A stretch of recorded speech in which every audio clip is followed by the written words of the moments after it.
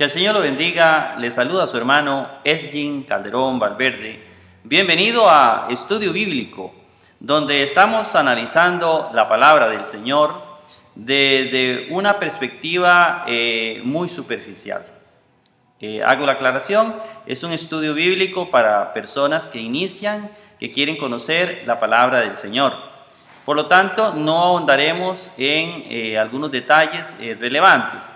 En la parte superior tenemos el original griego y en la parte inferior tenemos las traducciones tanto de la Iglesia Católica, la Biblia Jerusalén 1976, y la traducción de la Iglesia Cristiana Evangélica, la Reina Valera 1995, que se adaptan mejor al original griego, es decir, que hay una traducción más literal. Y en la parte central, el aporte de su servidor.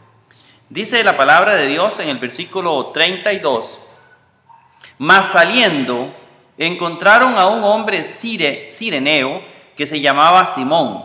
A este obligaron para tomar la cruz de él.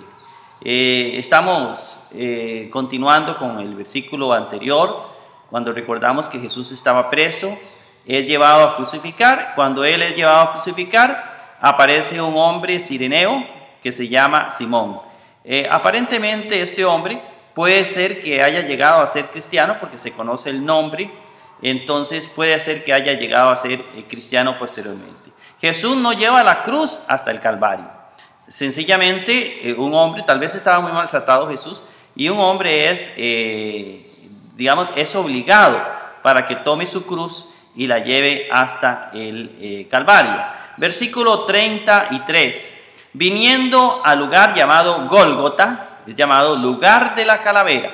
Ahí llegaron, dice la palabra del Señor, le dieron a beber vino con hiel mezclado y gustándolo no quiso beber.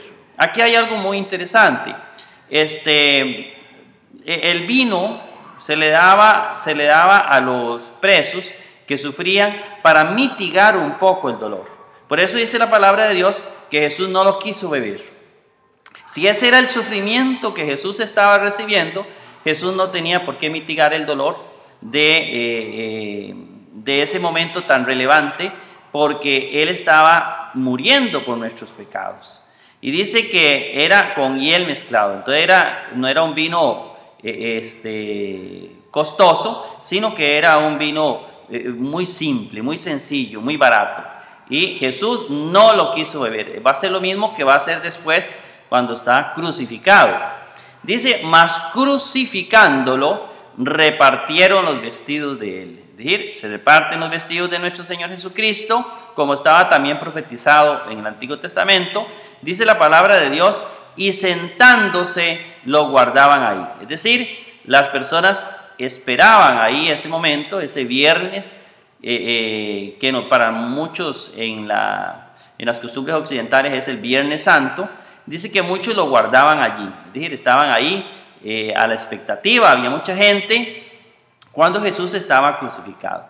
Dice, pusieron sobre su cabeza el motivo escrito. Este es Jesús, el Rey de los judíos, ¿verdad?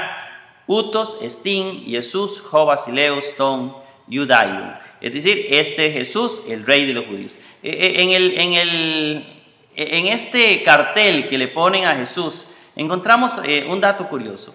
No puso Pilato, no mandó a poner, este se dice que es el Rey de los judíos. No, él de una vez lo involucra. Había una creencia, tal vez en el poder romano, que estaba en Judea, de parte de Pilato, de la esposa, no sabemos, pero que de alguna manera veían en Jesús un verdadero Rey de los judíos, una persona sincera. Eso encontramos en esta expresión.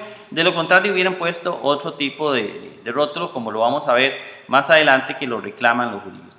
Entonces crucificaron con él a dos bandidos, uno a la derecha y uno a la izquierda. Jesús es crucificado en medio de dos bandidos, es decir, Jesús es crucificado como si fuera un bandido, como si fuera un malhechor, como si fuera un delincuente. Eso significa que su muerte era una muerte humillante. Era una muerte de alguien que predicaba la virtud, de alguien que predicaba el amor de Dios, de alguien que predicaba el alejarse de lo malo y es crucificado en medio de lo malo. Es muy significativa ese tipo de crucifixión en medio de dos criminales. Es decir, Jesús es contado entre los criminales. Versículo 39. Mas los que pasaban lo blasfemaban moviendo sus cabezas.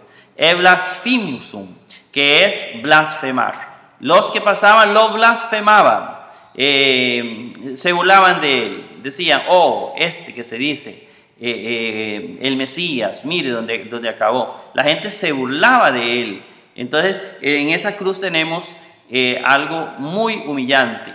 Diciendo, el que destruye el templo y en 3 días lo edifica, que recordemos que él va a resucitar, pero ellos se burlaban, dice, sálvate a ti mismo, si eres hijo de Dios, y bájate de la cruz.